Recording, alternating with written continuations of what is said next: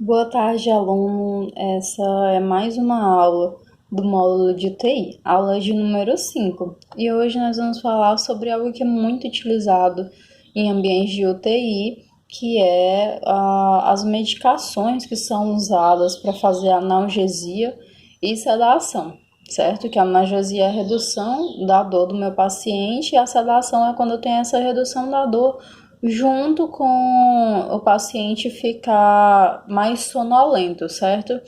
E o que seria o objetivo desses dois itens muito importantes dentro da UTI? Em primeiro lugar, aliviar o sofrimento e a dor do paciente, porque os pacientes, principalmente pacientes que tiveram politraumatismo, pacientes em câncer em estágio terminal, pacientes no pós-ressuscitação cardiopulmonar, eu tenho pacientes de UTI que sentem muita dor. Então, esses medicamentos e essas técnicas de analgesia e sedação, elas vão ser utilizadas basicamente para isso, para melhorar a qualidade de vida do meu paciente que está internado numa UTI. Isso vai favorecer muito, né, tanto para ele quanto para a gente, porque quando meu paciente ele está sem dor, eu consigo realizar os procedimentos de maneira adequada, sem proporcionar estresse, sem proporcionar piora no quadro do paciente, porque nós sabemos que quando o paciente ele tem muita dor, ele vem a alterar os sinais vitais. Pacientes que, no normal, que tem, por exemplo, uma quebra de um osso longo, como o fêmur, aquele paciente, ele vai gerar uma hipertensão muito elevada ou uma hipotensão, né? Porque essa hipotensão pode ser devido a grande perda sanguínea. Então, eu sei que altera sinais vitais, né? Paciente que está com dor, né? Dependendo do tipo, do nível da dor, eu tenho alterações de sinais vitais. Então, eu tenho que observar muito isso, justamente para mim não piorar o quadro do meu paciente, expondo ele a um processo tão estressante como o paciente com dor.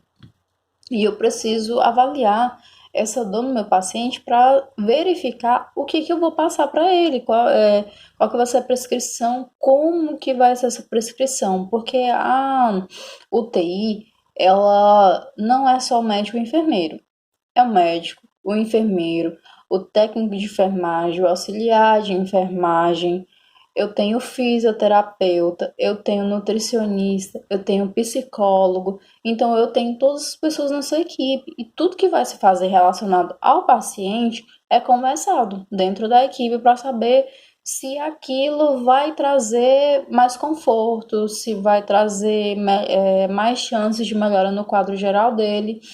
Então, tudo que é feito dentro da UTI é conversado em equipe, certo? E isso é muito importante. Por isso que é importante, como técnico, você entender dos principais itens, pelo menos, e procedimentos que acontecem dentro da UTI, conhecer de farmacologia, conhecer sobre a admissão, sobre a alta, sobre os procedimentos como técnico que você pode, que não pode fazer, o que você pode auxiliar. Tudo isso é muito importante para vocês que vão trabalhar dentro da UTI, porque tudo a gente faz como uma equipe.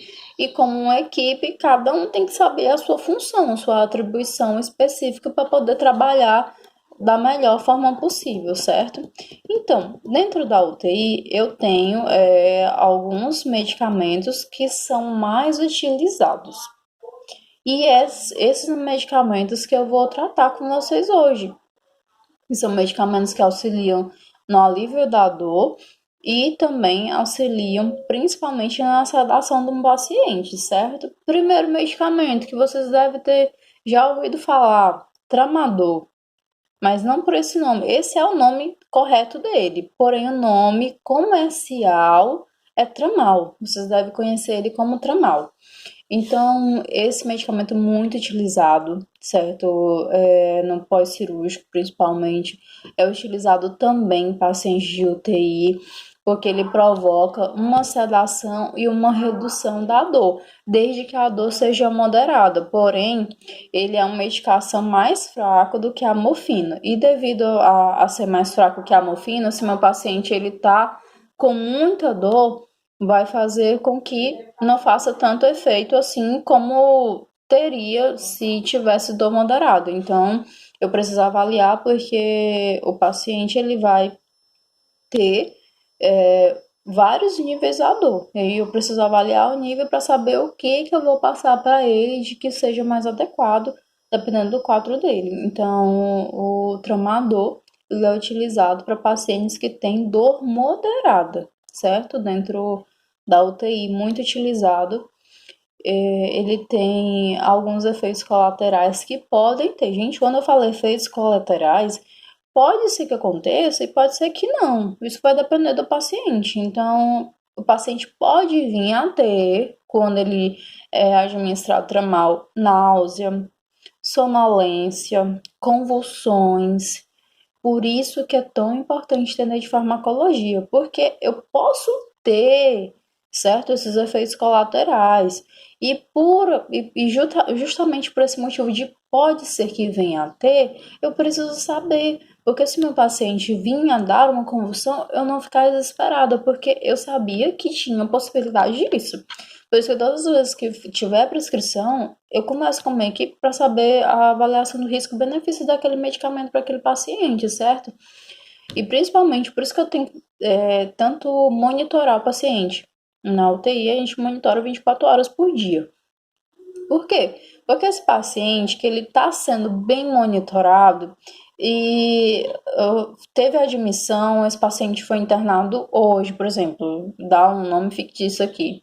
A senhora Joaquina foi internada hoje na UTI às 11 horas da manhã.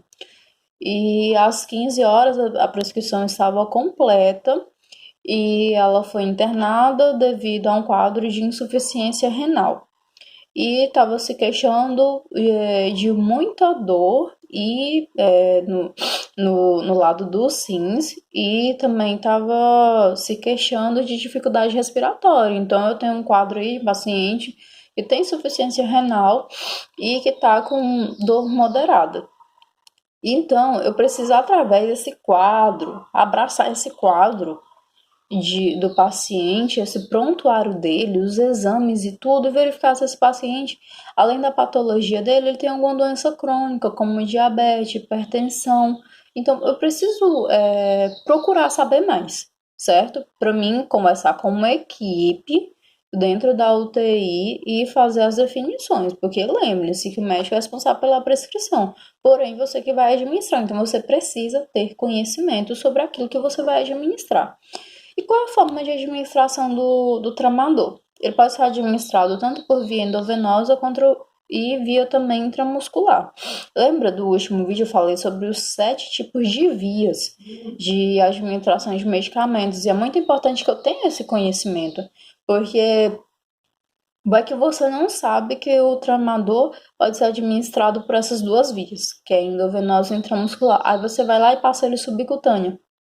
É claro que o meu paciente vai vir a ter muitos efeitos colaterais e eu posso ter até uma lesão grave de membro por conta de eu pegar a medicação e administrar ele na via errada. Então, vocês precisam entender muito isso, tá, gente? Não é só assistir os vídeos, não é só ler a apostila, mas é praticar em casa, é estudar através de outras fontes. Então, muita atenção quando se trata de administração de medicamentos. Ok? Então a gente acabou de falar do tramador, agora a gente vai aprofundar aí sobre o midazolam, que talvez vocês não conheçam por esse nome, porque esse é o nome científico dele, mas eu tenho o nome comercial, o famoso dorminide. O dorminide, ele é o indutor de sono, certo? Ele vai auxiliar na sedação do paciente e vai fazer com que os pacientes que estão no preparo para exames, como pacientes que vão fazer endoscopia, utilizam muito o dormide, quando vai se realizar procedimentos que sejam rápidos e o paciente precisa estar sedado. Então, é um medicamento muito usado, certo? O efeito colateral é que ele causa amnésia, né? Um tempo depois, a administração dessa medicação do paciente, ele não se recorda de momentos antes depois, né, tipo, passou 1 hora, 2 horas, não tenho tempo exatamente, mas ele relata amnésia. Depois também que vai passando o efeito, tem amnésia paciente, então ele provoca esse efeito colateral na maioria das vezes, e náuseas e vômitos. Então, são efeitos que eu preciso observar no paciente. A via de administração do midazolam é endovenosa, então eu preciso ter atenção a respeito dessa via para mim não administrar na via errada, né, gente? Não façam isso. E o Propofol, né, que é o nosso terceiro e último, porque temos vários, gente, é muito medicamento que é utilizado na UTI. Mas eu queria trazer os três principais, né? Os três que talvez vocês não tenham muito conhecimento, para entender melhor. Então, o Propofol, ele é um medicamento muito usado na UTI, ele é indicado para manutenção de anestesia, manutenção da indução de sedação, e ele pode ser utilizado para pacientes que estão em ventilação mecânica sem atribuir danos aos pacientes. Então, é uma medicação muito boa, certo? E, principalmente, ele pode ser usado em crianças a partir de 3 anos, o que é uma limitação dos outros medicamentos que eu citei, porque a maioria deles não pode ser usada por crianças, mas o Propofol, ele pode. Então, é uma coisa muito boa que pode ser utilizado ele a partir aí da pediatria, né? Porque a gente sabe que a UTI pediátrica ela funciona aí dos 28 dias de vida a partir dos 28 dias de paciente até 14 ou 18 anos. Então, na UTI pediátrica utiliza muito Propofol, mas na neo eu posso utilizar? Não posso, certo? Então, vocês fiquem muito atentos, porque a partir de 3 anos de idade pode usar Propofol em pacientes da UTI.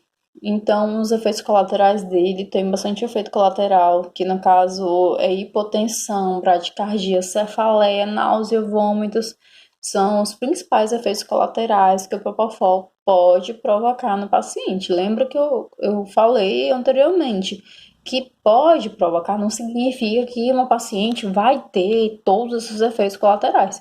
Vai depender do quadro geral, vai depender da fisiologia de cada paciente, porque às vezes eles não sentem nada. E às vezes pode sentir todos esses e mais ainda. Então a gente observa bastante. E quais são os cuidados de enfermagem frente a todas essas administrações de medicamento? Bom, o primeiro cuidado é que eu devo entender, né, a funcionalidade dessa medicação para o meu paciente. É muito importante eu entender aquilo que eu estou administrando, a farmacologia daquela medicação, a via correta.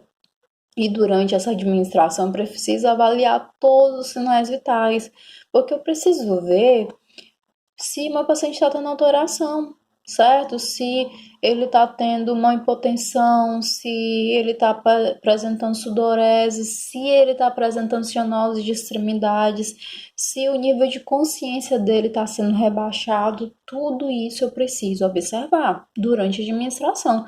Esses medicamentos que eu falei para vocês são medicamentos muito fortes, certo? Medicamentos utilizados e administrados em pacientes que têm dor de moderada a grave, pacientes que estão sentindo realmente muita dor devido ao quadro patológico.